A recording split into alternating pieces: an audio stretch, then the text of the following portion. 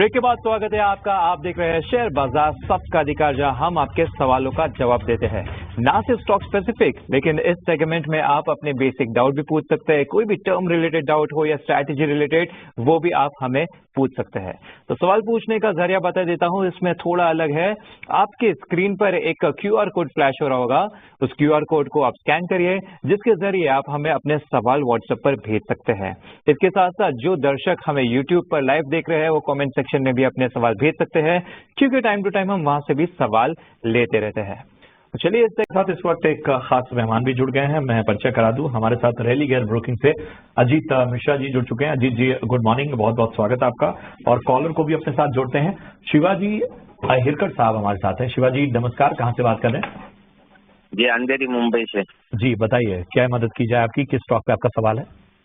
जी, मेरे टाटा मोटर के शेयर थे मेरे पास 126।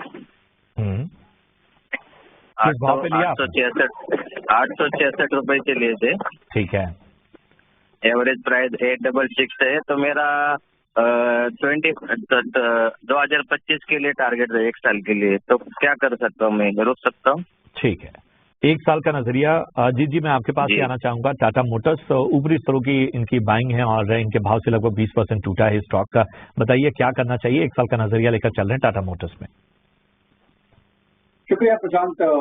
देखिए, 2 चीजें यहाँ पे इम्पोर्टेंट है। पहला कि ऑटो एज सेक्टर, यहाँ पे आप प्रॉफिट टेकिंग देखते हैं। विद इन दी ऑटो यहाँ पे आपको अंडर परफॉर्मेंस नजर आ रही है टाटा मोटर्स में, बिकॉज ये इसमें जो शुरुआत हुई थी करेक्शन जो पहले ही हो गई थी, जो करीब अगस्त मंथ में इनफैक्ट इसने हाई बना दिए थे और तब से एक करेक्टिव टोन में है।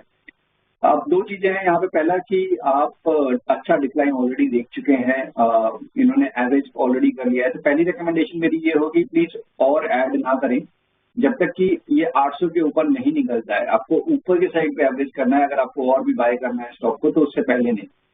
और जब भी हम 800 के ऊपर सस्टेन कर जाएंगे, तब करीब 930 से लेकर 950 वाला जोन वो खुल जाएगा स्टॉक में।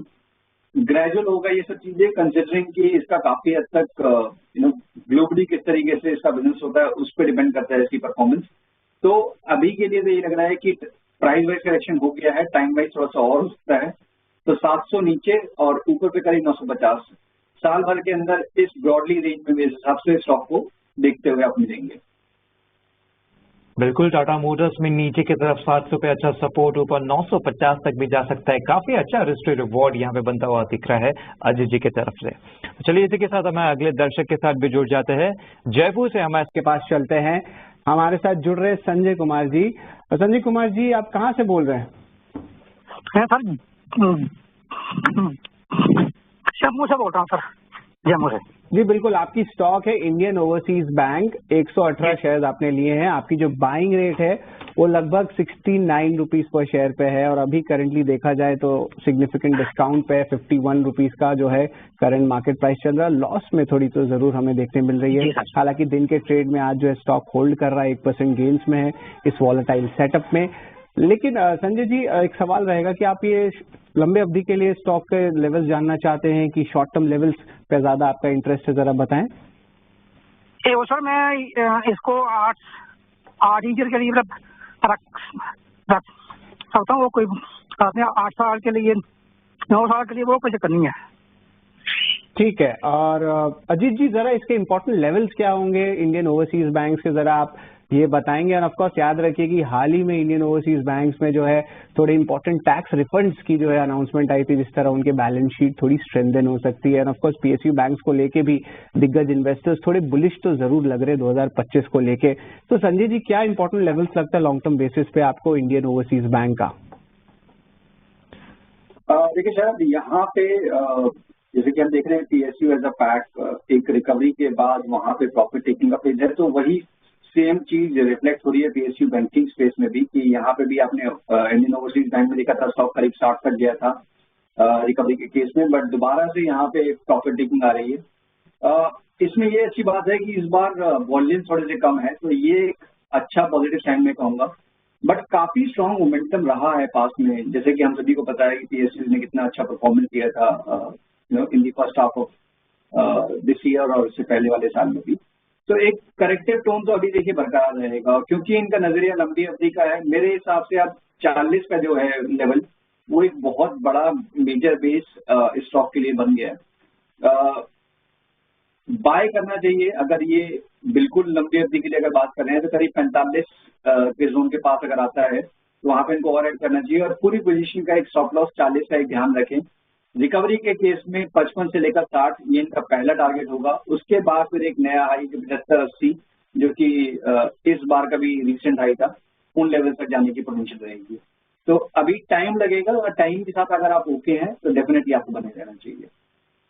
तो अगर समय आप दे सकते हैं तो बने रहने की आपको सलाह यहाँ पर मिलती हुई। बढ़ते हैं ब्रेक के बाद स्वागत है आपका। आप देख रहे हैं शेयर बाजार सबका अधिकार। चलिए, हमें व्हाट्सएप पे काफी सवाल आ रहे हैं, तो वहां से कुछ सवाल ले लेते हैं। अजीत जी, मैं आपके पास आना चाहूंगा इस सवाल के लिए। शिवा का सवाल है BHEL पर, BHEL पर 254 से इनकी खरीदारी है। अब फिलहाल देखिए तो स्टॉक वहां से करीबन 10% के नुकसान में ट्रेड होता हुआ नजर आ रहा है, और ये जो 254 जहां से इनकी खरीदारी है, दिसंबर का हाई भी इसके आसपास ही लग रहा था। काफी समय तक स्टॉक 255, 256 के आसपास ही घूम रहा था, फिर वहां से वापस थोड़ा नीचे आ चुका है। तो बताइए कि यहाँ पर आपका व्यू क्या बन रहा है? ये रेजिस्टेंस तोड़ सकता है या नहीं स्टॉक? देखिए अंश, यहाँ पे कलेक्टिव बायर्स क्लोज अपना मल्टी ईयर हाईज रीटेस्ट हुए थे इसके जुलाई मंथ में। वहां से हम देख रहे हैं कि स्टॉक ग्रेजुअली ड्रिफ्ट कर रहा है। मल्टीपल रेजिस्टेंस थे जहां से उन्होंने बाई किया, करीब 255 का जोन, एक trend line resistance, long term averages वो भी प्लेस थी। बट अब क्योंकि स्टॉक ऑलरेडी डैमेज देख चुका है, 220 से लेकर 210 का जोन है। यहाँ पे जैसे लास्ट टाइम भी इसने रिस्पेक्ट करके एक रिबाउंड दिखाया था, तो उसकी पॉसिबिलिटी है। बट यस, अभी का टोन बिल्कुल शॉर्ट टर्म का अगर मैं बात करूं तो नेगेटिव साइड पे ही ज्यादा दिख रहा है। थोड़ा सा पोजीशन डेफिनेटली यहाँ पे लिक्विडेट कर सकते हैं, और 210 के पास आए तो वहां पर री एंट्री के बारे में सोचें, या फिर 240, 250 के ऊपर निकलता है डिफेंसिवली, तब उसमें एंट्री के बारे में सोचें। तो अभी के लिए तो एग्जिट ही एक बेटर विकल्प है। BHEL के इंपॉर्टेंट लेवल्स हैं, आप जरूर इन्हें मार्क कर ले। अब हम हमारे दूसरे व्यूअर के पास चलते हैं, और ये नितिन का सवाल लेते हैं, और इनका सवाल बजाज हाउसिंग फाइनेंस पे। नितिन, आप हमारे साथ हैं? लगता है संपर्क टूट गया है, लेकिन बजाज हाउसिंग फाइनेंस इन्होंने 3700 शेयर लिए हुए हैं, और इनकी खरीदारी का स्तर है 135 रुपए का। फिलहाल इनको लगभग 28,500 के करीब नुकसान होता हुआ। बताएं अजीत जी, क्या करना चाहिए बजाज हाउसिंग फाइनेंस में? 135 की बाइंग है।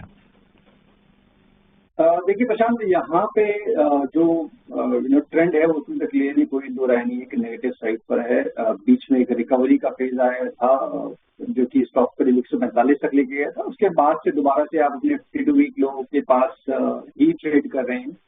तो ये बायस, नेगेटिव बायस बना रहेगा जब तक कि 120 के नीचे है। उसके बाद शायद थोड़ी सी आपको रिकवरी दोबारा से देखने को मिले, क्योंकि इनके 135 की बाइंग है। मेरे हिसाब से 124 जो कि अभी रिसेंट लोज है, उसी का ही स्टॉप लॉस रखना चाहिए, पर उसके बाद एक नया एक रूम खुल जाएगा नेगेटिव साइड के लिए स्टॉक में।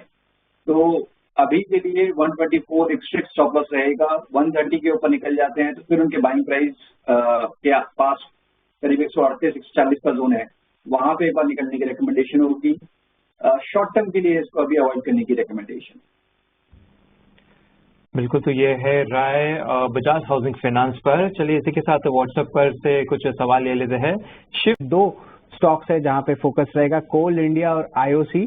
258 क्वांटिटीज लिए कोल इंडिया के 45 रुपीज में, और वही IOC की बात करें तो 1400 शेयर लिए 160 रुपीज पे। तो ओवरऑल जो देख रहे हैं कोल इंडिया में एक अच्छी परफॉर्मेंस भी आ रही है। तो मोहन जी, जरा बताएं कि आपको ये लॉन्ग टर्म बेसिस या शॉर्ट टर्म बेसिस पे रखना इन दोनों स्टॉक्स को, कि क्या आपकी इन्वेस्टमेंट हॉरिजन होगी, जरा बताएंगे? पर्पज से लिए सर। जी बिल्कुल, तो दोनों ही लॉन्ग टर्म है। तो ऑफ कोर्स सबसे पहले अजीत जी आपसे बात करेंगे कोल इंडिया के बारे में। डिविडेंड प्ले भी है, और यहाँ पे गवर्नमेंट अनाउंसमेंट्स भी इंपॉर्टेंट आ रही है। वही IOC की बात करें तो यहाँ पे of course volatility her quarter में जरूर देखने मिल रही है, पर आगे जाते हुए जैसे ग्रीन थीम्स आ रहा है, और ऑफ कोर्स दोनों ही कंपनीज देखे कोल इंडिया और IOC तो एनर्जी के लिए बहुत इंपॉर्टेंट, भारत के लिए महत्वपूर्ण है भी। तो आगे जाते हुए जो लॉन्ग टर्म बेसिस पे कोल इंडिया और IOC की क्या इंपॉर्टेंट फंडामेंटल लेवल्स और टेक्निकल लेवल्स लग रहे हैं, जरा बताएंगे अजीत जी? चल देखिए, काफी स्ट्रॉन्ग परफॉर्मेंस, जैसे कि हमने पहले भी बात की पीएसयू काउंटर को लेकर। उसके बाद एक नॉर्मल करेक्शन का दौर जो कि अक्रॉस दी पीएसयू पैक देखने को मिल रहा है। तो कोल इंडिया भी, आईओसी भी उसी चीज से अभी स्ट्रगल कर रहे हैं। 520 से स्टॉक ऑलरेडी 380 तक आ चुका है। मेरे हिसाब से करीब 360 का जो जोन है, 350 360 का जोन, वो एक एरिया हो सकता है जहां पे कि ये बॉटम आउट हो जाए और वहां से आपको दोबारा से रिकवरी देखने को मिले, जो कि स्टॉक करीब 405 410 पहले, उसके बाद करीब 455 तक के लेवल तक ले जाए।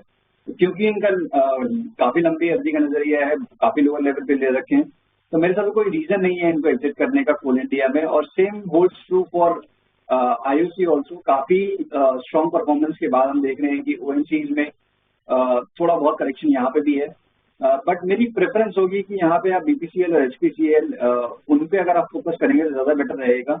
तो एक बार को यहाँ पे आप बुक करके उन काउंटर पे शिफ्ट कर देते हैं विद इन दी ओएनसी बास्केट, तो शायद बेटर रिटर्न हो सकते हैं। आपको मिलती हुई आदित्य चौरसिया हमारे साथ इस वक्त जुड़ चुके हैं। हमारे अगले कॉलर आदित्य जी, नमस्कार। अपने दोनों एक्सपर्ट कुणाल और अजीत जी, आप दोनों का बहुत बहुत धन्यवाद समय देने का। फिलहाल इस शो में इतना ही। मुझे, मेरे सहयोगी अंश और शरद, हम तीनों को इजाजत देखिए। ब्रेक के बाद कमोडिटी की खबरें देखिए विश्व मोहन के साथ। नमस्कार।